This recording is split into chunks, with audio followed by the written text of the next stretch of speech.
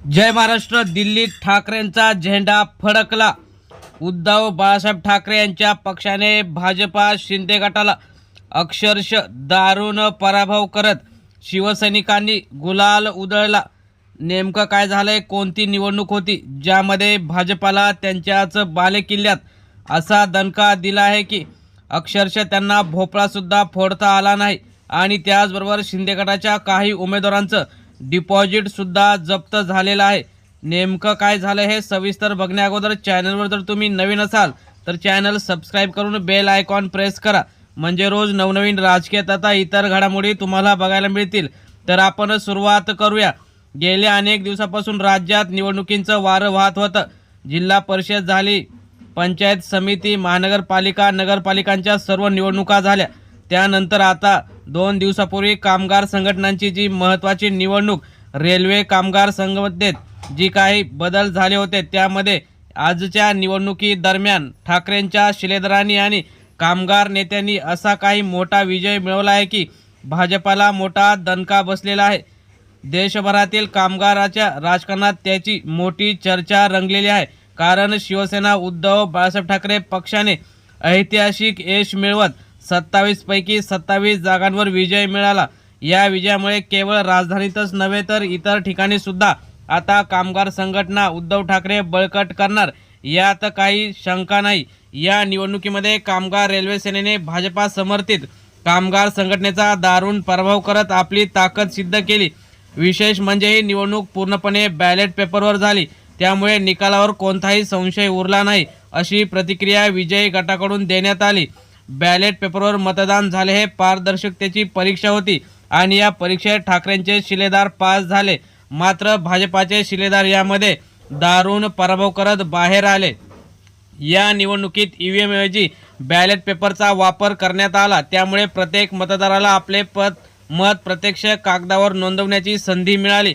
कामगार संघटनांच्या नेत्यांनी सांगितले की बॅलेट पेपरमुळे मतदान प्रक्रियेवर विश्वास वाढला आणि कामगारांनी मोठ्या संख्येने मतदान केले. मतमोजणी दरम्यान अनेक ठिकाणी तणावाचे वातावरण होते, मात्र अखेरीस सर्व 27 जागांवर शिवसेना उद्धव बाळासाहेब ठाकरे पक्षाच्या उमेदवारांनी आघाडी घेतल्याचं स्पष्ट झालं आणि 27 पैकी 27 ऐतिहासिक असा क्लीन स्वीप. दिल्लीतील कामगार संघटनांच्या निवडणुकीत 27 जागांसाठी मतदान झाले होते, त्यामध्ये 27 जागांवर मोठा विजय मिळवला. सुरुवातीपासूनच कडवी लढत अपेक्षित होती. भाजपा समर्थित कामगार संघटना आणि इतर प्रादेशिक संघटनांनी जोरदार प्रचार केला होता, मात्र निकाल लागल्यावर चित्र पूर्णपणे एकतर्फी दिसले.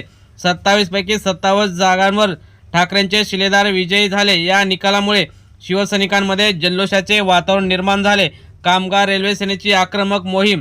या निवडणुकीत रेल्वे कामगार सेनेने विशेष भूमिका बजावली. रेल्वे कामगारांच्या प्रश्नांवर सातत्याने आवाज उठवणाऱ्या या संघटनेने दिल्लीतील रेल्वे विभागात आपला प्रभाव वाढवला आहे. कामगारांनी वेतनवाढ, कामाचे तास आणि सुरक्षा सुविधा आणि निवृत्ती वेतन यासारख्या मुद्द्यावर मतदान केले.